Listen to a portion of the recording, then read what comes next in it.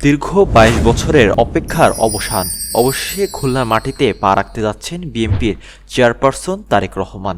এই খবর নগরী জুড়ে বিএনপির নেতাকর্মীদের মধ্যে ছড়িয়ে পড়েছে আবেগ, উত্তেজনা ও প্রত্যাশার জোয়ার। বহুদিনের বঞ্চনা, অপেক্ষা আর আন্দোলনের ক্লান্তি যেন এক মুহূর্তে মিলিয়ে যাচ্ছে, কারণ প্রিয় নেতা আসছেন। খুলনা মহানগর বিএনপির দায়িত্বশীল সূত্র জানায়, আগামী ২ ফেব্রুয়ারি খুলনা মহানগর ও জেলা বিএনপির আয়োজনে অনুষ্ঠিত বিশাল নির্বাচনী জনসমাবেশে প্রধান অতিথি হিসেবে বক্তব্য দেবেন তারেক রহমান। যে ধানের শীষে যেমন সিলটা দিবেন ১২ তারিখে, একই সাথে আপনাকে যে দ্বিতীয় ব্যালট পেপারটি দিবে হ্যাঁ এবং না, সেখানে হায়ের পক্ষে দয়া করে আপনারা রায় দিবেন।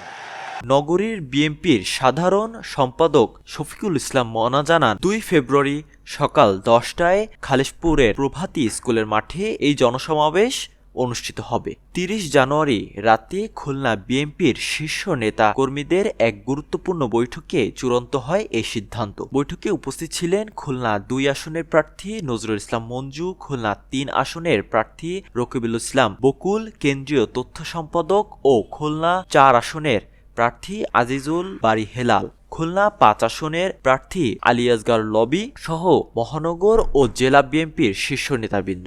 দলীয় সূত্রে জানা গেছে, খুলনা মহানগর, জেলা ও পার্শ্ববর্তী কয়েকটি জেলার বিপুল সংখ্যক নেতাকর্মীদের অংশগ্রহণে এই জনসমাবেশকে দক্ষিণাঞ্চলের সর্ববৃহৎ নির্বাচনী সমাবেশে রূপ দেওয়ার লক্ষ্য নির্ধারণ করা হয়েছে।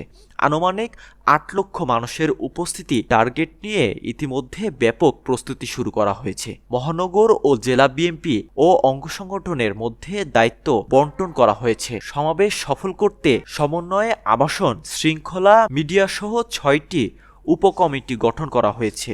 ঢাকা থেকে আসবে বিশাল মঞ্চ ও আধুনিক সাউন্ড সিস্টেম। মাঠের নিরাপত্তা, শৃঙ্খলা রক্ষা, মিডিয়া ব্যবস্থাপনা ও প্রচারণা কার্যক্রম ঘিরে দলীয় কার্যালয়ে চলছে একের পর এক প্রস্তুতি সভা।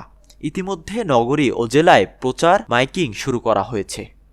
আশরাফুল আবিদ, সময়ের খবর, ডেস্ক রিপোর্ট।